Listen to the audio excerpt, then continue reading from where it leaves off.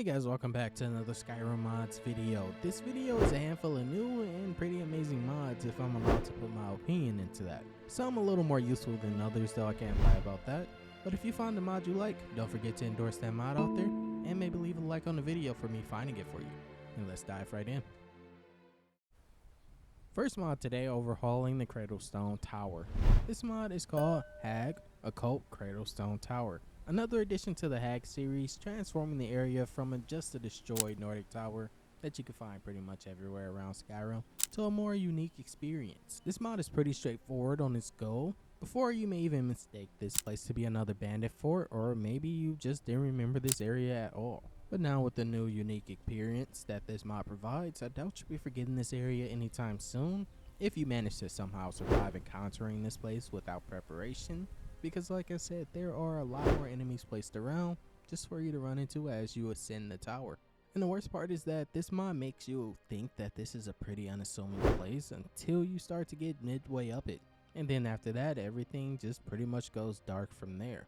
There's blood everywhere, including the dead tree that is currently bleeding. Of course, with so much danger being around, you'll get plenty of rewards. There is about 2 chests that you can find, and they're pretty much right next to each other, so it should be pretty easy for you to get. But there are tons of Forsworn praying to the dead tree, or whatever is causing it to bleed, as well as 2 hag ravens, just to make the fight fair for you, I guess. And even though the enemies are hand placed, because they are still so close together, you'll end up running into dozens of enemies on the staircase as you ascend the tower.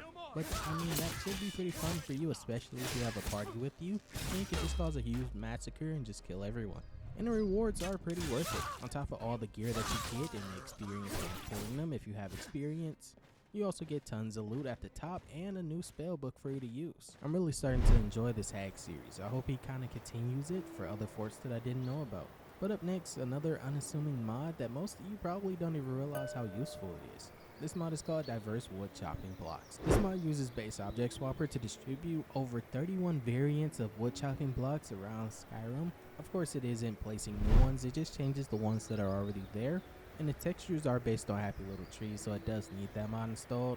Or you can just use the mod that is under the main one for the optionals, that installs the textures for you. And because it uses Base Object Swapper, it works with pretty much any tree replacer, so if you don't use Happy Little Trees, this mod will still take effect. I also recommend the model swapper option in the optional files if you can grab it. This next mod with the name Mageali, providing a craftable 3VA and UV if you happen to be using that for some reason. It's a pretty good mod though. If you use it, clothing mod for female characters only, also providing multiple different color variants, a total of about 5 for you to pick from, with each outfit having about 9 pieces for you to equip, and with each set of the clothing having 9 pieces, that means that this can be quite skimpy if you choose not to pick up certain items and equip them. And also, if you want to obtain this armor, you have to craft it at a forge, but to be able to craft it, you need to find the crafting book, which is at Moorside Inn. And if you have a mod changing the interior for Moorside Inn and you can't currently find the book, then you just have to use the item menu and add the book to your inventory, so you can craft it, or you can just add the outfit straight to your inventory that way. And a quick side note, this armor also doesn't inherently come with HCT support, so it won't move when you walk. But I'm pretty sure that there will be an add-on for this by the time I release this video. And also a little side note that I forgot to mention, this does require leather to craft it. Other than that, it's pretty simple. The next mod up, and probably the most expansive, this mod is called the Gildergreen Grows. Instead of just having a sapling placed at the Gildergreen, now it will actually regrow, but before you do that, you do have to go and complete the quest at the Gildergreen Sanctuary. And the best part about this, depending on how you complete this quest, the mod also has different outcomes. If you go the good route where you just open the roots and then you let the priest pray and create a sapling for the Gildergreen to be replaced in Whiterun, then you will have a good outcome. But the bad route where you take the sap, it's a little different. I mean, the mod doesn't shut down either way, but I prefer to go the good route because you have more options. With the good route, when you take the sapling back to Danica, she will plant it, and then if you wait about 24 hours and then come back to Whiterun, you'll be able to water the sapling. And with the newly placed water bucket, you can now water the sapling, which is not completely necessary if you don't want to do it, but it will provide you with the divine blessing. But if you just choose to wait for the tree to grow, it will take a total of 40 days, and then after 40 days it will be fully grown and ready for full-on blessings. Because there's 2 different blessing types, but there's 2 different levels of the same blessing type when you go the good route. But when you go the bad route, then there is a different type of blessing that you receive.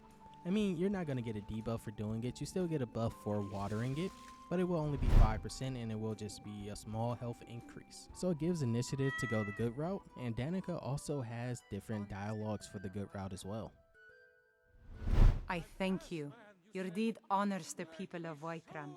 This little sapling will grow into a new Gildergreen that will tower over Whiterun. The Gildergreen blooms again. All thanks to you. Praise Kinnereth for allowing such beauty in the world. May Kinnereth's winds blow you to fortune. Goods! Maybe calling it the good route was a bit too much. Maybe I should have called it the passive route, because either way you get the full effect of this mod. You'll be able to water the tree and get the blessings.